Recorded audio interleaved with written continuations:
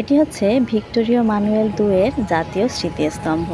রাজা দ্বিতীয় ভিক্টোরিয় মানুয়েলের অশ্বারোহী মূর্তি এবং তার সাথে অজানা সৈনিকদের সমাধি। ইতালির প্রথম রাজা ভিক্টোরিয় মানুয়েল দ্বিতীয়, জন্ম 1980, রাজত্ব করেন 1861 থেকে 78 পর্যন্ত।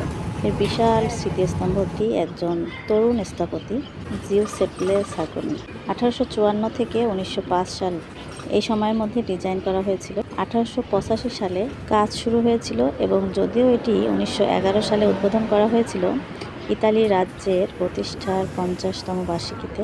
খুব জনপ্রিয় মেরি নামের গির্জা এটি। ট্রাজানের বাজার, জুলিয়াস সিজারের মূর্তি এটি। ট্রাজানের বাজার, ইম্পেরিয়াল ফোরামের জাদুঘর এটি।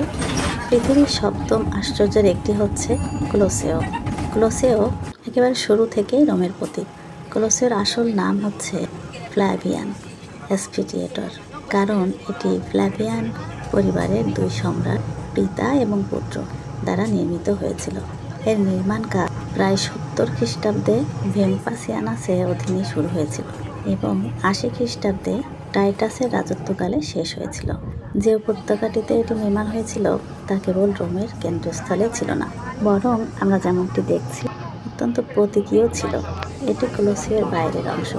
বিশ্বযুদ্ধের সময় বড় বড় যে সেলের আঘাত করা হয়েছিল কলোসিওর গায়ে, দেখে নিশ্চয়ই বুঝতে পারছেন এই যে বড় বড় দাগগুলা এখনও ঠিক সেইভাবেই আছে। প্রতিদিন হাজার হাজার দর্শনার্থী এখানে আসে ঐতিহাসিক অপরূপ সুন্দর এই কলোসিয়াম এক নজর দেখার জন্য। কলোসিয়াম নিঃসন্দেহে রোমের সবচেয়ে বিখ্যাত স্মৃতিস্তম্ভ। এটির গুরুত্ব এতটাই যে এটি শহরটিকে এবং রোম সাম্রাজ্যের গৌরবের প্রতিনিধিত্ব করে। স্থাপত্যের এই অসাধারণ জয় জয়কার প্রাচীন বিশ্বের বৃহত্তম অ্যাম্ফিথিয়েটার ছিল এবং আংশিকভাবে ধ্বংসপ্রাপ্ত হওয়া সত্ত্বেও এটি এখনও এর বিশাল আকার এবং জাঁকজমক দেখে দর্শনার্থীদের বিস্মিত করে। এবার আসছি আরেকটি ঐতিহাসিক স্থাপনা, যেটি 3600 বছর পুরানো, ল্যাটেরান অবেলিস্ক।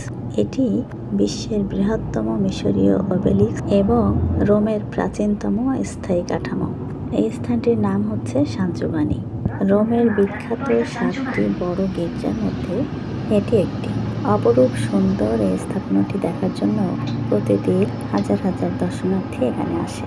রোমের ক্যাথেড্রাল প্রধান পোপ, পিতৃতান্ত্রিক এবং রোমান আর্চব্যাসিলিকা পরম পবিত্র ত্রাণকর্তা, ক্যাথেড্রাল এবং ল্যাটেরানের সাধুজন, ব্যাপটিস্ট এবং ধর্মপ্রচারক, রোম এবং বিশ্বের সমস্ত গির্জার মা এবং প্রধান।